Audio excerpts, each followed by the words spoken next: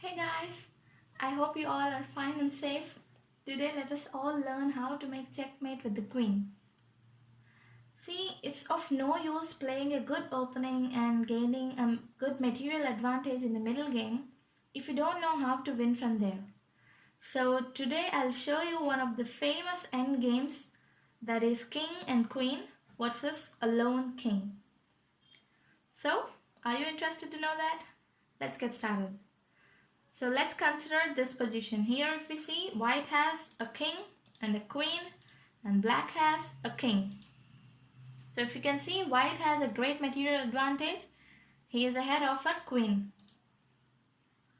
So here white cannot make checkmate black with the white queen alone.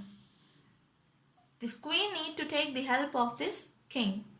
Let's see how. So here it's white's turn to play, and the excellent move here in this position is QB7. Sorry, QB5. Here.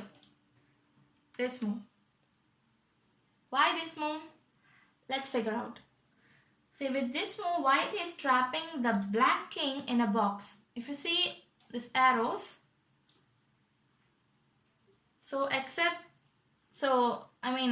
the area inside these arrows creates a box for this black king. So other than this box, the black king cannot move anywhere. So here white queen is restricting the black king to move. So there creates a box. Indeed, this box method is the most easiest way to checkmate your opponent king quickly. Next, so it's a black's turn. So now black has the chance to go here or here or here. So here in this game, black plays QE6.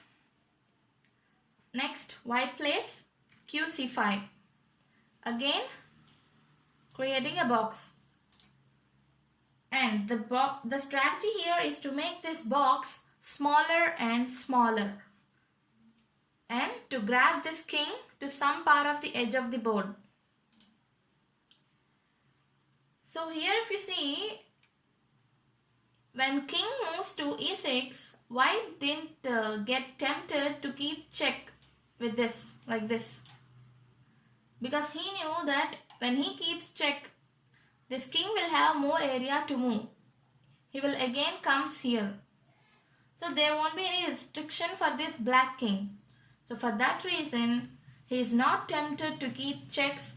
Rather, he is following the box method so that he wants to keep that checkmate faster. So that's why he tries to reduce the box. It's black's turn. Now black has the chance to go to this square, this one, and to f6.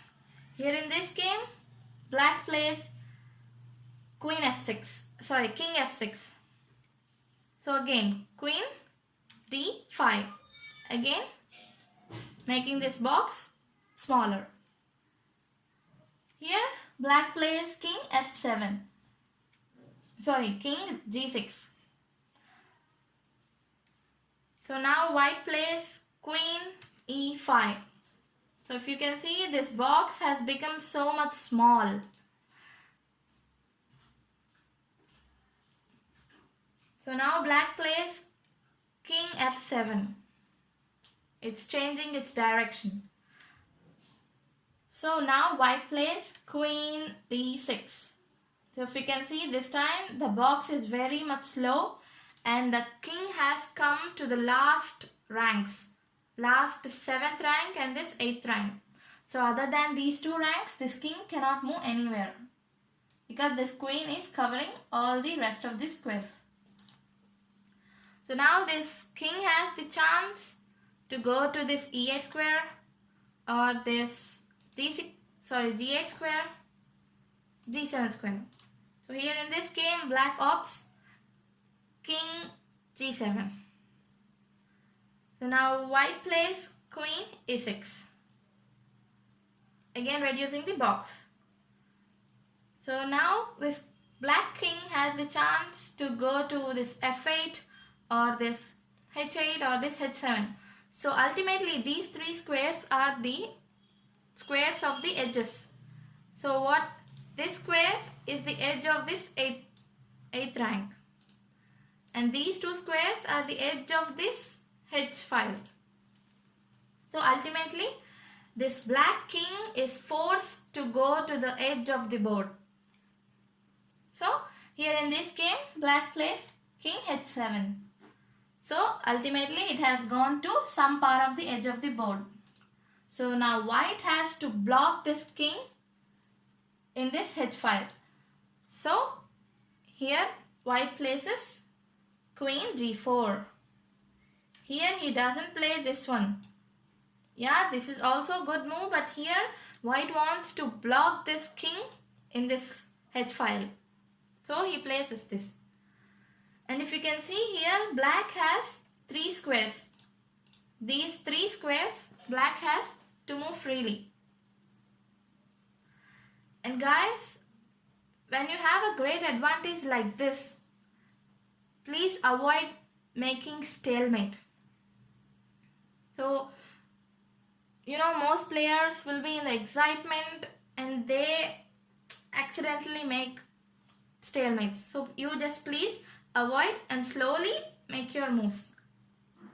So one part of the game, one part of this box method has been completed. This king has gone to some part of this edge. Now second part of this method is to bring this king nearer to this king. So now white plays, now it's black's turn. Black plays king h6 because it is forced. This black king has to roam in these three squares. Other than this, black has nowhere to go. Now white brings his king into the game. So now white plays king b2. Black plays king h7, king c3, king h8, king d4, king h7, king e5, king h6. Next, king f6. So ultimately it has came nearer. So here black plays king h7, forced. Only that square.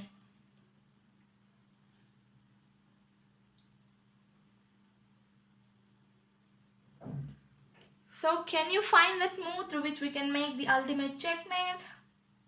Yes. To place this queen on this g7 square. So the move is q g7. Makes a checkmate. Here the king cannot capture this queen because this queen is well defended by this king. So this is how you need to make checkmate with the queen.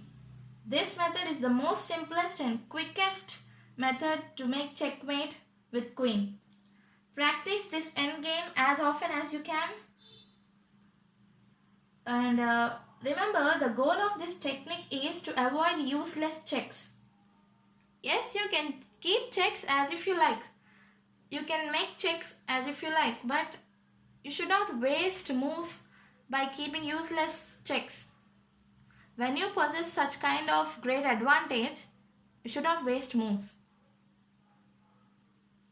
It's not like you need to follow only these moves. You just try to understand the strategy behind this box method. It's very simple.